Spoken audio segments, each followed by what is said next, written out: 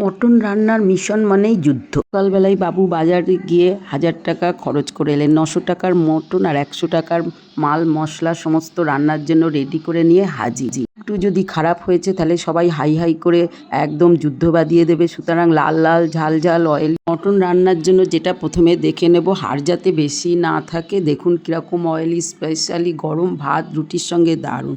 এইরকম মাংসই কিনতে হবে যাতে হাড় কম আসে, মাপটা একরকম হবে, যাতে দেখলে জিভে জল আসে। এক সাইজের মটন আর চর্বি কম দেখে লেগ পিসটা নিলে কিন্তু মটন বেশি থাকে আর নলিও থাকে, লাভটাই হয়। আর এরকম মটনই আমি সাইজ মেপে কেটে নিয়ে এসেছি, দরদাম করে দেখে শুনে হেঁকে নিজের জোর বজায় রেখে। এখন হলুদ, লঙ্কা গুঁড়ো, সর্ষের তেল, টক দই সমস্ত কিছু ইচ্ছা হলে আপনারা জিরে আদা দিয়ে যোগ করে চট থাপ্পড় মেরে বেশ ভালো করে ম্যারিনেট করে সোহাগে আদরে ভরিয়ে 15 মিনিট ঘুমাতে দিন। হাতে সময় থাকলে 1 ঘন্টা হলে আরও ভালো হয়। রান্নার সময় যদি হাতে ফোস্কা পড়ে তবে কিন্তু আমাকে দোষ দেবেন না। ম্যারিনেট করা হয়ে গেছে। মটনের আত্মসম্মান খুব সহজে দমতে চাই না, সেই জন্য বেশ শুকনো লঙ্কা, কাঁচা লঙ্কা, আদা, রসুন, কটা তেজপাতা যোগ করে মশলা রেডি করব।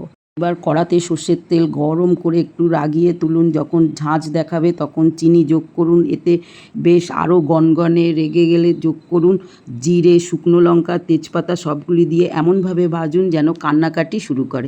বেশি যখন রেগে যাবে পেঁয়াজগুলো যোগ করে ভাজুন। বেশ ভাজা ভাজা করে লাল লাল করে রাগটা ধীরে ধীরে বাড়িয়ে তুলুন। পেঁয়াজ বাবা জীবন যখন রেগে লাল হয়ে গেছে সেই সময় আদা, জিরে, শুকনো লঙ্কা, কাঁচা লঙ্কা, রসুনের বাটাটা দিয়ে দিন। প্রয়োজন মতো কাটা ঘায়ে নুনের ছিটে দিয়ে বেশ আরেকটু যেরকম হলুদ লাগবে সব মশলাগুলোকে দিয়ে পেঁয়াজ, শুকনো লঙ্কা, গুঁড়ো লঙ্কা, ধনে, জিরে সবাইকে রণক্ষেত্রে নামিয়ে দিন।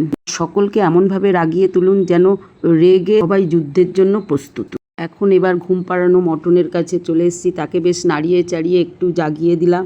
ব্যাস, ওর সঙ্গে যুদ্ধে নামানোর জন্য সমস্ত রেগে যাওয়া মশলার মধ্যে মটনটা যোগ করে দিলাম। এইবার দুজনের মধ্যে যে যুদ্ধটা হচ্ছে সেইভাবে বেশ 20-25 মিনিট ধীরে ধীরে যুদ্ধ হতে দিন, যতক্ষণ না তেল মহাজীবন রেগে তেল বার করে মটনের থেকে নিয়ে বেরিয়ে আসে। দেখুন ততক্ষণে মটন একদম কষে নরম হতে আরম্ভ করেছে, ধীরে ধীরে ক্লান্ত নিস্তেজ হয়ে পড়ছে। তখন বুঝবেন মটনটা একটু যুদ্ধ করে মশলার সঙ্গে ক্লান্ত হয়ে পড়েছে, তেলটা ছেড়েই দিয়েছে।